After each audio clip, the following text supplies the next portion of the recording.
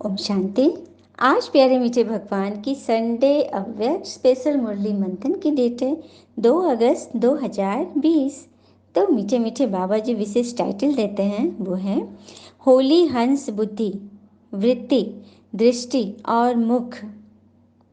मतलब हमारी होली हंस बुद्धि कैसे बनेगी, उस पर बाबा ने अति विशेष मुरली चलाई है। तो सभी ध्यान से सुनते हैं। आज भगवान सर्व होली हंसों की सभा देख रहे हैं। यह साधारण सभा नहीं है, लेकिन रूहानी होली हंसों की सेवा है। बाप दादा हर एक होली हंस को देख रहे हैं कि सभी कहाँ तक होली हंस बने हैं। हंस की विशेषता अच्छी तरह से जानते हो। भगवान मधुबन में जो आते हैं ना मिलन बनाने बच्चों से एक साकार तन के द्वारा, तो ये बाबा कह रहे कि यह साधारण सभा नहीं, होली हंसों की सभा है। तो बाबा अपने सभी होली हंस बच्चों को देख रहे और पूछ रहे हैं कि कहाँ तक होली हंस बने हो। हंस की विशेषता तो पता है ना। सबसे पहले हंस बुद्धि अर्थात सदा हर आत्मा के प्रति श्रेष्ठ और शुभ सोचने वाले। आई बात समझ में? हंस बुद्धि सबसे पहले, हंस बुद्धि का मीनिंग है कि सभी आत्मा के प्रति श्रेष्ठ और शुभ सोचेंगे।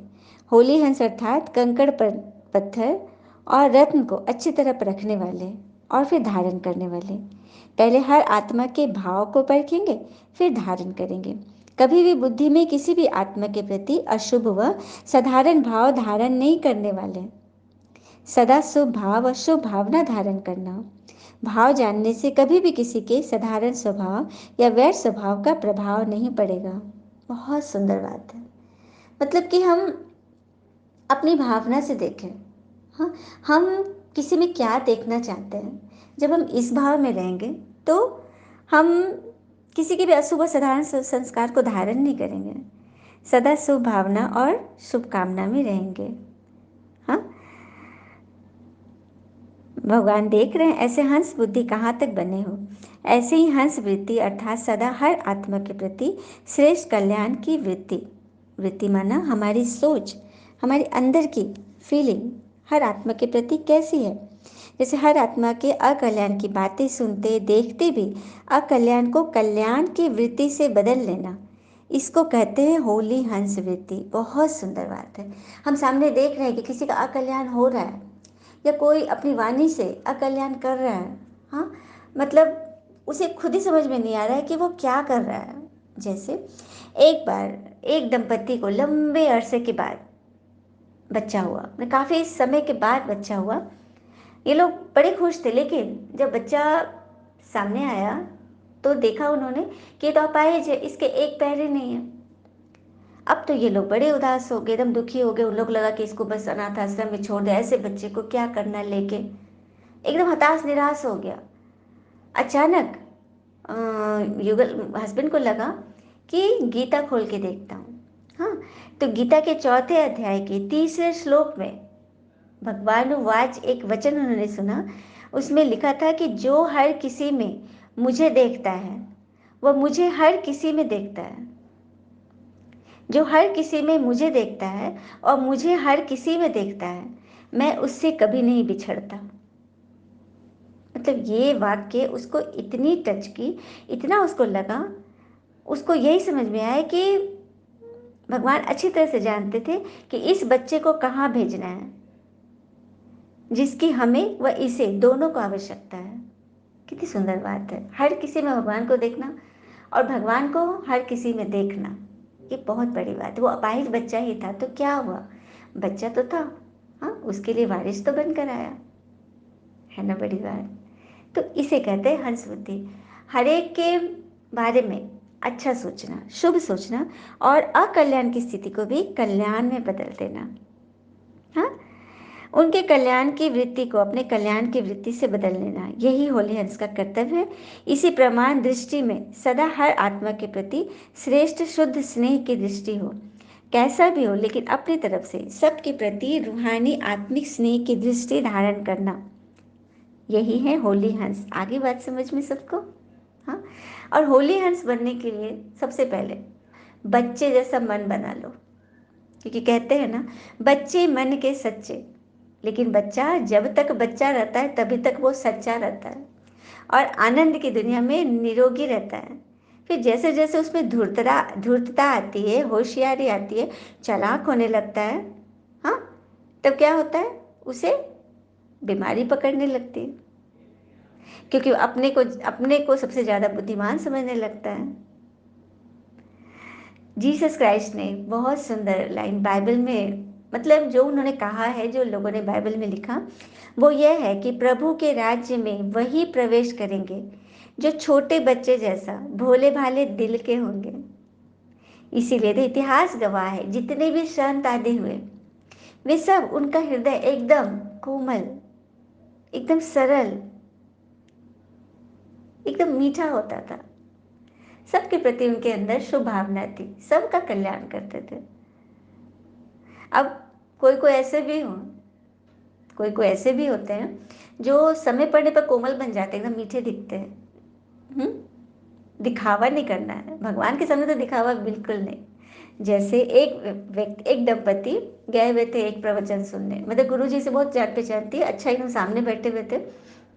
अचानक पत्नी ने कुछ ऐसा सवाल गुरुजी से पूछा, पति को तो पूरा गुस्सा आ गया, लेकिन गुरुजी सामने बैठे हैं तो कैसे पत्नी को डांटे, सामने में एकदम हाँ एकदम हंस रहा है बहुत अच्छा से, और धीरे से इसको बोल रहा है कि घर चल बताता हूँ। ये क्या है, क्या है ये, सामने में तो गुरु जी के सामने खूब कोमल दिखा रहा है कि मैं तो बहुत मीठा हूँ, पत्नी से हंस हंस के बातें भी कर रहा है, लेकिन मन में क्या था। तो ऐसी बातें नहीं, ऐसे बच्चे ईश्वर के दरबार में प्रवेश ही नहीं कर सकते, जो अंदर कुछ और बाहर कुछ।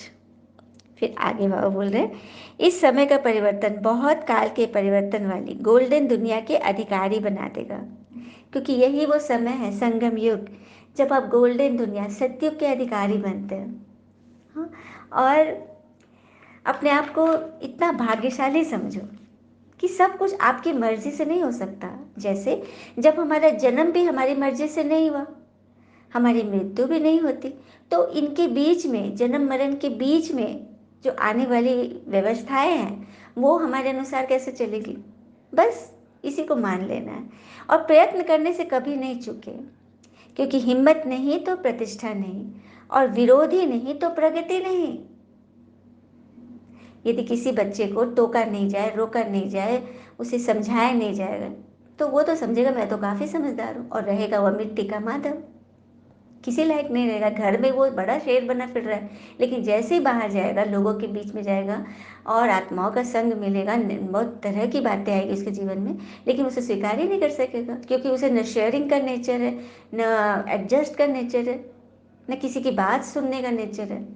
तो वो तो कहीं चल ही नहीं पाए, और ऐसे बच्चे ही सुसाइड करते हैं, क्योंकि उन्हें परिस्थिति को झेलने की उनके पास सामर्थ्य नहीं है। उसको सभी जितने परिवार के लोग थे सब सहो सहो करके खूब थपथपा करके उसको पाला, एकदम प्यार दुलार से, जरा भी उसको, मतलब उसकी इच्छा के विरुद्ध कुछ काम नहीं हुआ, तो वो तो उस बच्चे के पैर में कुल्हाड़ी मारना है ना। तो इसीलिए भगवान हमें कितना कठोर से कठोर तप दे रहे हैं कि कितना भी निंदक हो, कितना भी बुरा तुम्हारे बारे में सोच रहा है, लेकिन उसके बारे में भी अच्छा सोचो। ये सिखा रहे हैं भगवान, हमें लायक बना रहे हैं, क्योंकि कांटों में चलने की इसको आदत हो जाएगी, वो फूलों में तो आसानी से चल लेगा, है ना। तो बस भगवान की बात को अच्छी रीति समझना है और होली हंस बनकर दिखाना है बाबा को। फिर बाबा आगे बोल रहे हैं, निमित्त भाव अनेक प्रकार का मैंपन, मेरापन सहज ही खत्म कर देता है। बहुत सुंदर, जब हम ये समझ लेंगे कि ये ज्ञान हम नहीं सुना रहे, ये तो ईश्वर का ज्ञान है, हम तो सिर्फ माइक है। और माइक की क्या मिसाल, माइक क्या फूले समाएगा कि मैंने बहुत अच्छा भाषण दिया, माइक कैसा कहेगा क्या, नहीं, वो तो एक ऑर्गन है।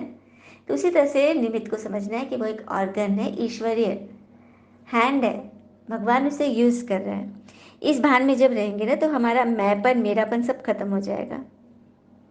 स्थिति में जो भी हलचल होती है वह इसी एक कमी के कारण है कि मुझे कैसे बोल दिया, मैंने इतना अच्छा ज्ञान सुनाया, मेरे बारे में कैसे टीका टिप्पणी हो रही है। अरे जो जिंदा है उसी की तो निंदा होती है, मुर्दों की कभी निंदा सुनी है। कितना भी बुरा होता है, लेकिन यदि वो शरीर छोड़ दिया तो उसकी तारीफें लोग करते हैं, कुछ ना कुछ गुण ही देखने लगते हैं। नहीं फलाना तो मतलब बहुत अच्छा था, इतनी कमी थी, लेकिन लेकिन उसमें गुण ये वाला बहुत अच्छा था, मतलब उसकी अच्छाई का ही गुणगान होते हैं। तो बस वही वाली बात है, वो क्या था, कार्डियोग्राम वाला मशीन, ईसीजी वाला, जब टेढ़े मेढ़े ऊपर नीचे लकीरें चल रही हैं उसमें मीटर पे रीडिंग हो रहा है, मतलब समझो कि आप जिंदा हो। जब सीधी रेखा हो जाएगी मतलब काम खलास। तो ये कितनी बड़ी पॉजिटिविटी की बात है कि हम खुश हैं, हम निमित्त हैं, हम भगवान के साथी हैं, सहयोगी हैं। सेवा के निमित्त बनते उन्हों के लिए स्व उन्नति व सेवा की उन्नति प्रति एक विशेष स्लोगन सेफ्टी का साधन है। इस निमित्त बने हुए जो करेंगे हमें देख सब करेंगे, यह बहुत बड़ा स्लोगन है निमित्त बच्चों के लिए, कि जैसा हम करेंगे हमें देख और करेंगे। यदि हमारे अंदर गुस्से का संस्कार है, रौब का संस्कार है, हम ऐसा कर रहे हैं, तो हमारे जो बच्चे पढ़ रहे हैं हमसे, वो भी तो वही सीखेंगे ना। हुँ?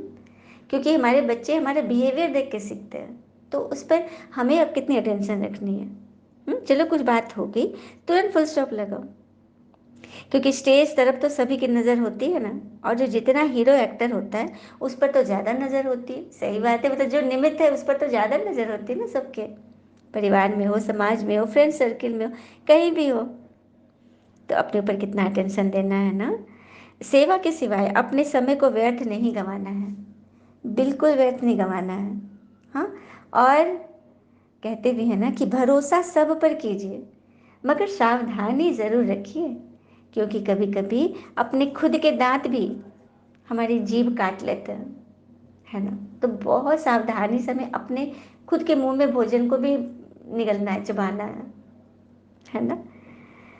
तो बस बाबा यही कह रहे हैं कि समय व्यर्थ नहीं गंवाना और अटेंशन से सदा रहना है। सेवा का खाता बहुत जमा होता है, सच्चे दिल से सेवा करने वाले अपना खाता बहुत अच्छी तरह जमा कर लेते हैं। कई आत्माएं पूछ रही थी रूहानी सर्विस क्या है। यही है रूहानी सर्विस, सच्चे दिल से सेवा करना। क्योंकि ये जो ट्यूशन, ये मुरली क्लास चलती है, ये मंथन क्लास चल रही है, ये आत्माओं से फ़ोन से बातें हो रही है, मतलब बाबा का ज्ञान सुनाना है, ये क्या है? यही तो है रूहानी सर्विस। क्योंकि इस सर्विस के लिए हमें कुछ भी नहीं चाहिए, नो, पहले ही बड़ा सा नो। स्थूल चीज़ें तो कुछ नहीं चाहिए, चाहिए तो बस कि ये ज्ञान आपके अंदर समा जाए और आपके जीवन में भी खुशियाँ ही खुशियाँ आ जाए। बस हमें ये चाहिए नहीं, ये शुभकामना है। चाहिए चाहिए वर्ड हमारे जीवन में है ही नहीं, बस शुभकामना रखो। हुँ? फिर आगे बाबा बोल रहे हैं, भगवान के पास हर एक बच्चे का आदि से अंत तक का सेवा का खाता है, जो ऑटोमेटिकली जमा होता रहता है और निकलता भी ऑटोमेटिकली है। यदि हम कुछ व्यर्थ समय गंवा रहे हैं तो हमारे खाते में से बैलेंस निकल भी जाता है, अपने आप ड्रेन आउट हो जाता है, ऑटोमेटिक है, सबको ऑटो मोड में डाला हुआ है। और जो जितना करता है उतना पाता है। फाइल नहीं है लेकिन फाइनल है। हाँ, बाबा कह रहे हैं हलचल की भूल होती है, वो भी कई स्थान से, धरनी के या टोटल पिछले जीवन के संस्कार के कारण ही हलचल आती है। बाबा कह रहे कई आत्माओं के जीवन में हलचल आती है। वो कहते हैं कि ज्ञान में नहीं थे तो इतनी हलचल नहीं थी, लेकिन ज्ञान में आने के बाद ज़्यादा हलचल आ रही है। तो इसका कारण है वैद्य की दवा। यदि पुराने प्राचीन वैद्य के पास जाते हैं, हाँ, तो कोई बीमारी हमारी के लिए हमने उसको दिखाया, वो जो दवा दिया जड़ी बूटी की, तो वो जो बीमारी हमारे अंदर जड़ रूप में समा गई थी ना, वो बाहर निकलेगी। मतलब सारी बीमारी जब उथल आएगी ना, तो मरीज डर जाएगा कि अरे बाप रे इतना ज़्यादा और बीमारी आ रही है, इतनी ज़्यादा। जैसे किसी को एक दाना है, वो दिखाने गया, हाँ, फुंसी हो गई, और वैद्य ने दवा दिया और काफ़ी सारी फुंसियाँ उस गाल में निकल गई, तो वो तो डर जाएगा। लेकिन डरने की बात नहीं है, जो आने वाले जो फोड़े थे ना, वो बाहर आ गया, ताकि एक साथ ही उसका इलाज हो जाए, जड़ से खत्म हो जाए। यह होता है ज्ञान में आने पर। जितने सारे हिसाब किताब हमारे जन्मों जन्म के चढ़े हुए ना, वो सब ज्ञान में आने पर एक एक करके जल्दी जल्दी जल्दी आता है, ताकि वो खत्म हो जाए। क्योंकि समस्या आती है जाने के लिए, जब यह समझ लेंगे ना, तो कभी किसी बात में हम नहीं फंसेंगे। हम्म? और जो रहमदिल बच्चे हैं, जिनका आत्माओं पर सबके ऊपर तरस आता है, सबके लिए शुभ भावना रखते हैं, वो सेवा के बिना रह ही नहीं सकते। और भगवान को बच्चों के आगे बढ़ने की विशेषता पर सदा खुशी होती है। कहते हैं बाबा कि आप विशेष खुशनसीब बच्चे हो। हर बच्चे की उमंग उत्साह पर बाप दादा को हर्ष होता है, कैसे हर एक श्रेष्ठ लक्ष्य से आगे बढ़ रहे हैं और बढ़ा रहे हैं। सुंदर बात है ना। तो बाबा के प्यार की निशानी है कि सभी ब्राह्मण आत्माएं प्यारी लगेंगी। बहुत सुंदर बात, यदि भगवान से प्यार है, ईश्वर से प्यार है तो सभी ब्राह्मण आत्माएं हमें एक जैसी लगेगी। हमें किसी की कमी कमजोरी देखनी नहीं है। यदि हम देख रहे हैं अर्थात हमारी दृष्टि में वो कमी है, तभी हमें दिख रहा है। नहीं तो मम्मा के बारे में था, बाबा ने एक बार बोला था, मैं मंथन में भी डाली हूँ कि बाबा ने एक बार उनकी परीक्षा लेनी चाहिए कि सब कहते हैं कि मम्मा तो किसी की बुराई करती नहीं, सबकी तारीफें करती। तो बाबा ने एक दे दिया उनको, होमवर्क दे दिया कि तुम्हें कल सारे बच्चों के कमी कमजोरियां लिख कर दिखाना है, लिस्ट बाय लिस्ट। मम्मा ने बोल दिया जी बाबा, क्योंकि उन्होंने कभी कोई संकल्प चलाया ही नहीं कि बाबा ने कोई व्यर्थ बोला होगा। वो तो समझी गई इसमें भी कल्याण है। और दूसरे दिन क्या क्या पता है, वो बाबा ने से उठाया उन्हें कि बताओ फलना में क्या कमी है, सबके बारे में पूछा। तो उन्होंने बहुत सुंदर पहले तो 10 गुण गिना दिए सबके। वो अवगुण नहीं देखी, वो गुण देख रही थी, गुणों को लिखा। और धीरे से कि इतना गुणी है ये, बस ये छोटा सा जो उनका है ना ये संस्कार, ये उन्होंने वो खत्म कर ले तो वो तो सर्वगुण संपन्न बन जाए। मतलब इस तरह से, मतलब सबके हौसलों को जगाती थी, उमंग जगाती थी। तो बाबा ने भी देख लिया कि सच में मान गए, है ना। ये होती है पारखी नजर, ईश्वर से सच्चा प्यार कि इन्हें ब्राह्मण आत्माओं में से किसी में भी कोई कमी कमजोरी दिखती ही नहीं है। फिर बाबा ने कुछ विशेष पॉइंट बताए कि सभी अपने को विशेष आत्माएं समझते हो। विशेष आत्मा है, विशेष कार्य के निमित्त है और विशेषताएं दिखानी है, ऐसी सदा स्मृति रहती है। बाबा पूछ रहे हैं क्या विशेष आत्मा हो तो विशेषता दिखानी है ना। बोलना भी विशेष, देखना भी विशेष, करना भी विशेष, सोचना भी विशेष है। हर बात में यह विशेष शब्द लाने से स्वतः ही विशेष बन जाएंगे। सुंदर बात, सभी को विशेष बनना है ना। हाँ, सब कुछ हमारा विशेष हो। फिर बाबा बोल रहे सदा पिता और वर्षे की स्मृति में रहते हो। श्रेष्ठ स्मृति द्वारा श्रेष्ठ स्थिति का अनुभव होता है। बाबा बार बार पूछ रहे हैं। तो स्थिति का आधार है स्मृति। स्मृति कमजोर है तो स्थिति भी कमजोर हो जाती है। मतलब ईश्वरीय याद, श्रीमत की याद यदि कमजोर है तो स्थिति कमजोर हो ही जाएगी। इसी स्मृति से स्थिति शक्तिशाली रहेगी और दूसरे को भी शक्तिशाली बनाएंगे। क्योंकि जब हम ही कमजोर हैं तो हम किसी और को क्या सिखा सकते हैं। अब जैसे एक बहुत निकम्मा बच्चा था, निकम्मा व्यक्ति था, इतना कमजोर था, वो हिलता ही नहीं था। जो चीज़ भी चाहिए था उसको एकदम सामने में चाहिए था, उसके रीच में चाहिए था, प्लेट में चाहिए था। वो थोड़ा मोड़ा 2-4 दिन में थोड़ा सा हिल जाता था कि लोग उसको मरा हुआ नहीं समझे, मतलब ऐसा निकम्मा था। तो एक बार किसी ने उसको मतलब राय दी कि तुम ईश्वर से प्रार्थना क्यों नहीं करते हो, कि तुम्हारा भी कुछ भला हो। तो उसने सोचा, दिमाग लगाया कि क्यों ना मैं लॉटरी खरीद लेता हूँ। मतलब लॉटरी के लिए भगवान को बोलता मेरी लॉटरी लगा दे। हाँ, और खूब प्रार्थना करने लगा दिन रात, भगवान मेरी लॉटरी लगा। जो भी आते थे उसके घर में गांव वाले सब देखते थे तो प्रार्थना ही कर रहा है, लॉटरी लगा दे, लॉटरी लगा दे। ऐसे करते करते 2 साल बीत गए और इधर गांव वाले प्रार्थना कर रहे थे हे भगवान इस निकम्मे का क्या होगा, इसका भला कर। मतलब ऐसे ये लोग प्रार्थना कर रहे थे। 2 साल तक वो प्रार्थना करते रहा। अचानक उसका शरीर छूट गया। हाँ, मतलब गांव वाले ने जो प्रार्थना की थी शायद भगवान ने सुन ली कि इसका भला करे, क्योंकि वो धरती पर रह के तो कुछ भला कर ही नहीं पाता था किसी का। तो ईश्वर ने उसे उठा लिया। तो वो जब ऊपर गया तो भगवान से शिकायत किया कि भगवान मैंने तो आपकी इतनी प्रार्थना करी, सुनता था कि भगवान प्रार्थना से खुश होते, मनोकामना पूर्ण करते, लेकिन मैं तो आपके लिए इतना लॉटरी के लिए प्रार्थना करते, आपने तो दिया ही नहीं बल्कि मुझे ही उठा लिया। तो भगवान ने बोला कि अरे मैं तो तेरा 2 साल पहले ही तेरी प्रार्थना पूरी कर देता, लेकिन तू लॉटरी तो खरीदता। देखा कितना निकम्मा था।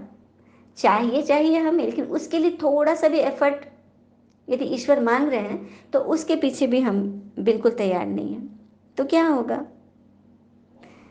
फिर आगे बाबा बोले सभी अपने को भाग्यवान समझते हो। वरदान भूमि पर आना यह महान भाग्य है। मधुबन माउंट आबू जहाँ परमात्मा आते हैं उस भूमि पर पांव रखना भी वरदान भूमि पर आना होगा। यह भाग्य वरदान भूमि पर पहुंचने का मिल गया ना। इसी भाग्य को जितना चाहो श्रेष्ठ बना सकते हो। श्रेष्ठ मत ही भाग्य की रेखा खींचने की कलम है। इसमें जितना भी अपने श्रेष्ठ रेखा बनाते जाएंगे उतना श्रेष्ठ बन जाएंगे।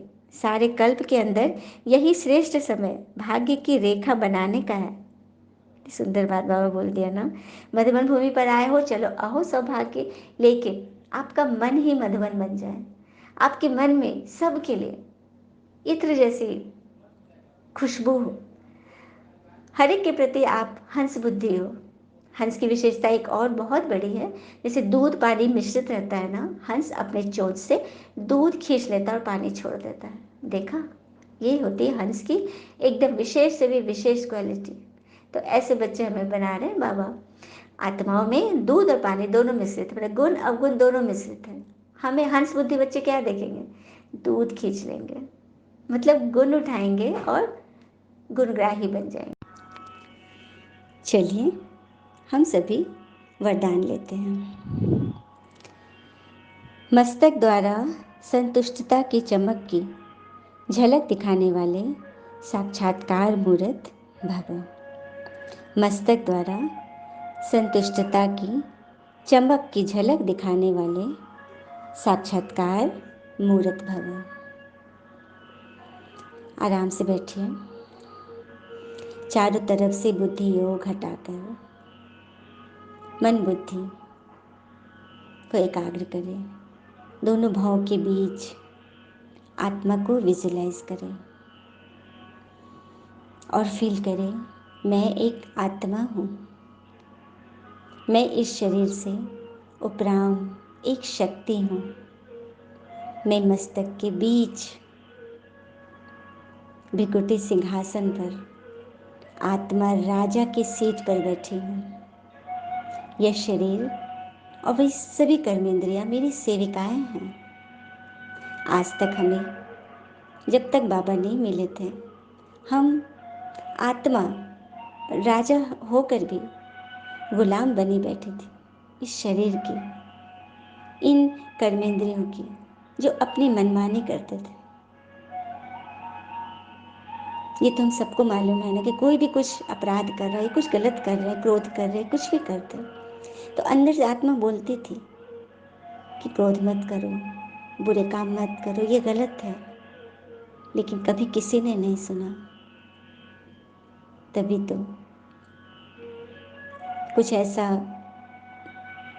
भयावह चीज़ हम देखते थे तो कह देते हैं ना कि इसकी आत्मा मरी हुई है क्या, जो इसने ऐसा काम किया। सच बात है ना। तो अब हमारी आत्मा जीवंत हो रही है, राजा की सीट पर बैठ रही है, क्योंकि उसके सर्व संबंधी परमात्मा जो आ गए, अनाथ से वह सनाथ बन गई। किसी अनाथ बच्चे और किसी राजा के बच्चे की स्थिति में जो फर्क होगा वो हर किसी को पता है, हर कोई अनुभव कर सकता है। इसीलिए हम सभी बाबा के बच्चों की यही कहानी थी कि पिता से दूर,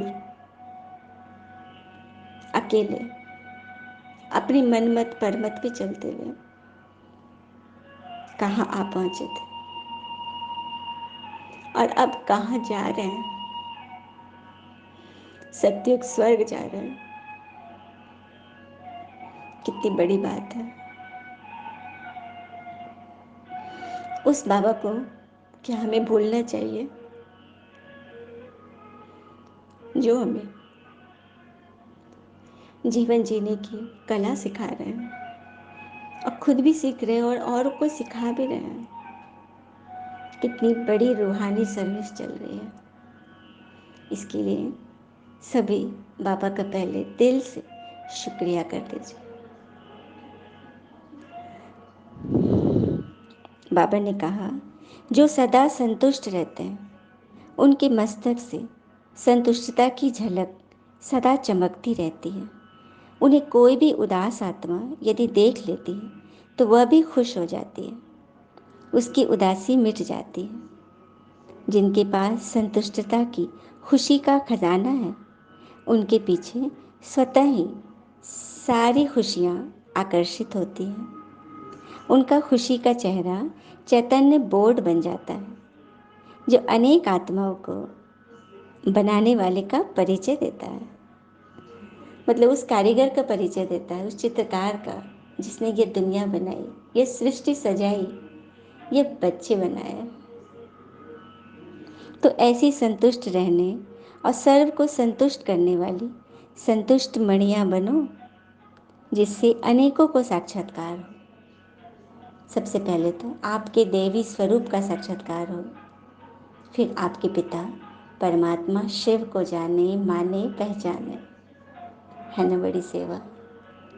स्लोगन है, चोट लगाने वाले का काम है चोट लगाना, और आपका काम है अपने को बचा लेना। बहुत सुंदर। कहते भी है ना, शिकवा नहीं शुक्राना करना सीख गए, शिकवा नहीं शुक्राना करना सीख गए, तेरी संगत में खुद को झुकाना सीख गए। ऐ मेरे बाबा, पहले मायूस हो जाते थे कुछ ना मिलने पर, अब तेरी रज़ा में हर हाल में राज़ी रहना सीख गए। ओम शांति। शुक्र है मीठे बाबा, वो बाबा के प्यारे प्यारे संतुष्ट मणि बच्चे। All is well always. ओम शांति।